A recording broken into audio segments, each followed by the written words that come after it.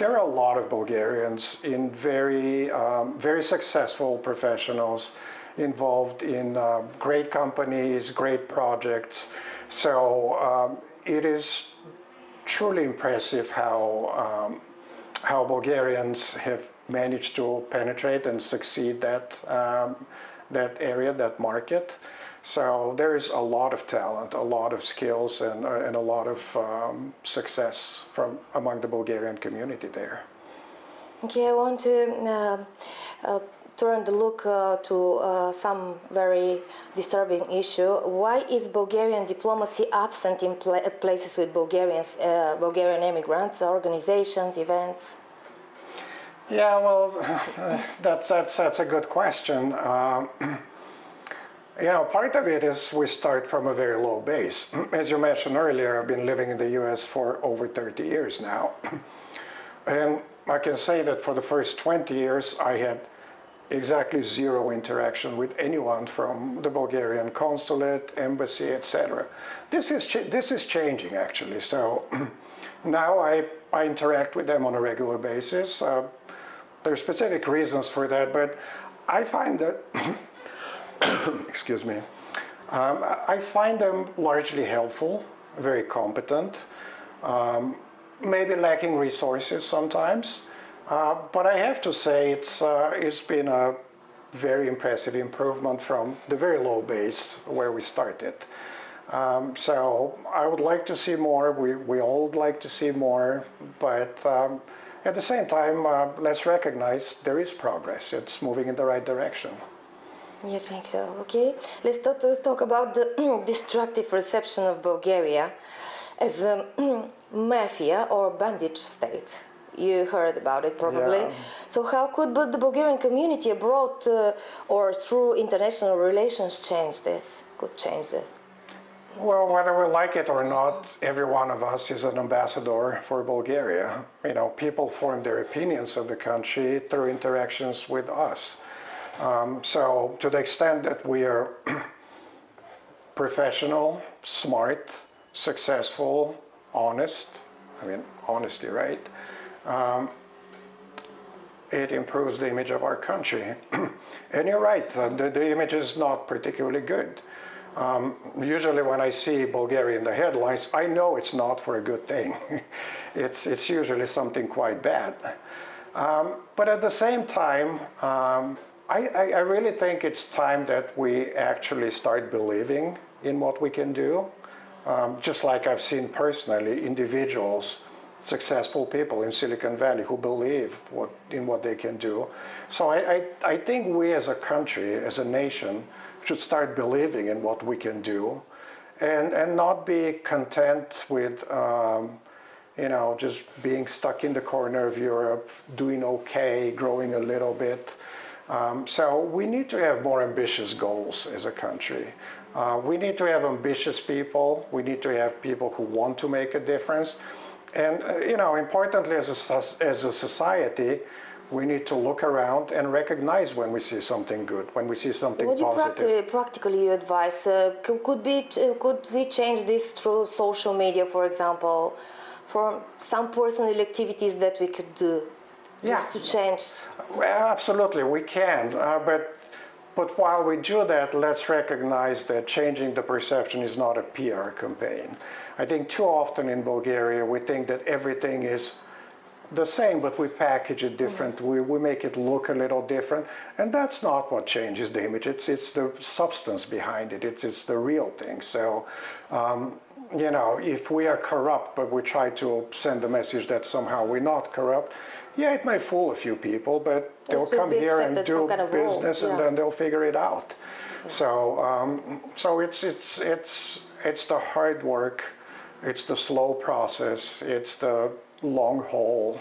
It's a journey. So you have to start somewhere, and it's a really good place to start. But it's important to start as soon as possible. Yeah, absolutely. Because it's a long way.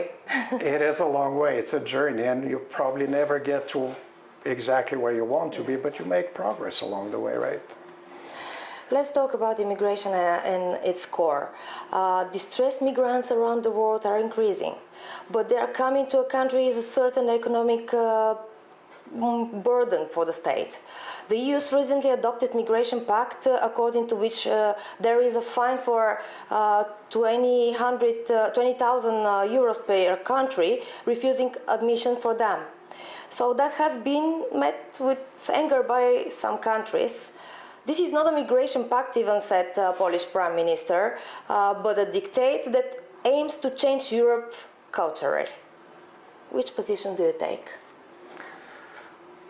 You know, like most complex issues, I'm not a fan of simple answers. Things are never black or white. They're nuances. So I think it's important to recognize nuances. A lot of factors are at play. First of all, we're talking about human beings. You know, people who are fleeing war zones, famine.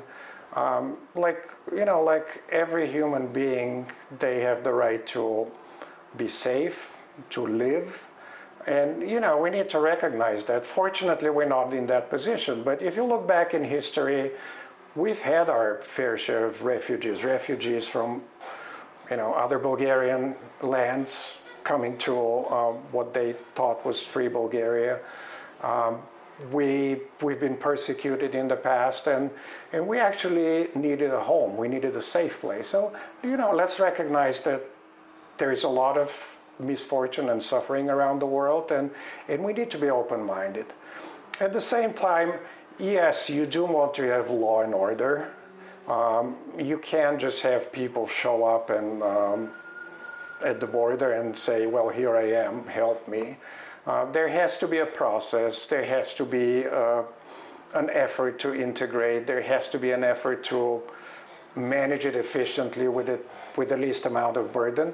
And I understand a lot of people, you know, change is hard. Most people don't like change. It's just in our psychology, our DNA. So we need to be cognizant of that, and it cannot be too disruptive to daily lives.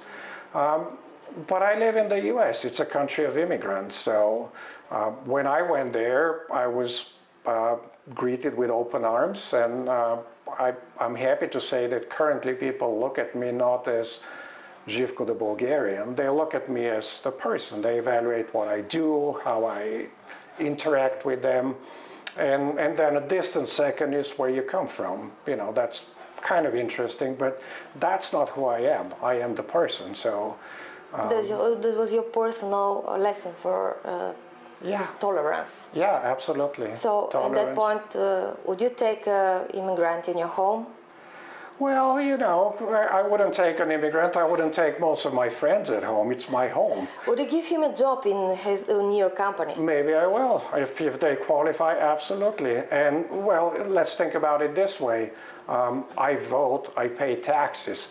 Am I in favor of using some of my taxes, the taxes I pay, to support immigrants? Yes, absolutely. I am very happy to pay some of my taxes to house these people, give them an opportunity, give them a safe space. I think it's one of the characteristics of a civilized country. You don't let people suffer, you don't let people die, you don't let people be homeless. And yeah, I'm willing to pay for that. You know, taking them at my house is a very different proposition, but no one is asking for that. I'll pay taxes. America, self-confidence, ambition for success, social commitment. So,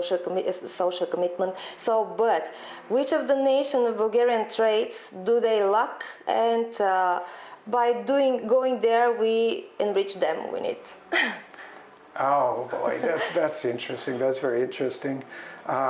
Many people from Bulgaria actually complain that they don't have such a parties, such a social meetings with friends and celebrations like here. So yeah, well, what traits do they lack?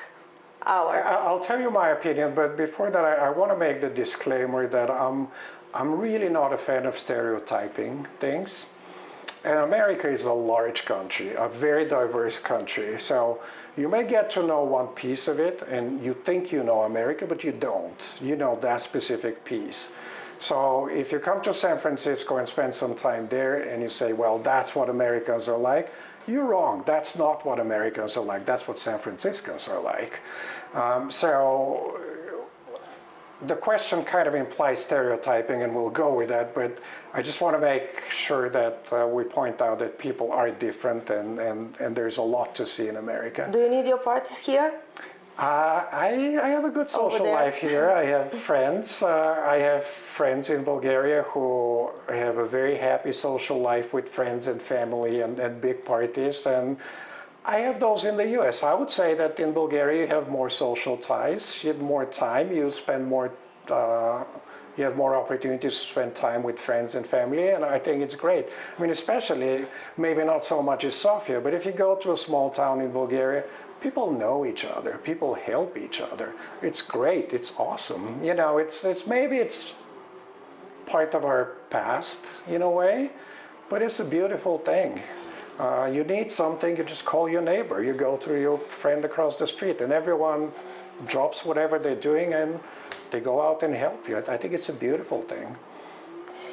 The last question is, we all know about the American dream, what the American dream is, and what is the Bulgarian dream? And is it possible one day someone to strive for the Bulgarian dream? The Bulgarian dream. What could be? How do you see in your vision for Bulgaria, about Bulgarian dream? Yeah. Well, my dream for Bulgaria is to aim higher, want to achieve more, and we have the potential. We just need to try better. There's too much negativity in Bulgaria.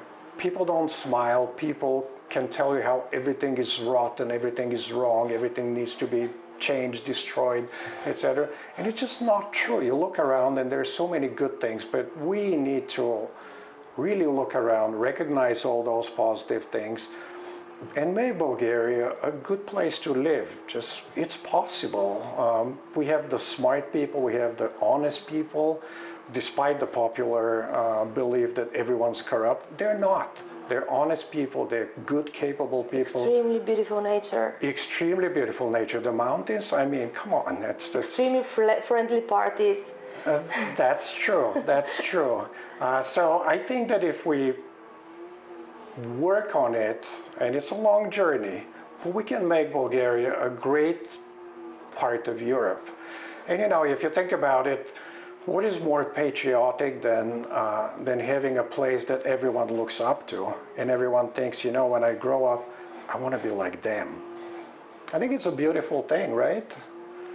So that's my Bulgarian dream, and I think we need to snap out of this negativity and look around and recognize the good causes and support the good causes. I am personally involved in a lot of good causes, and they are out there, so just find them.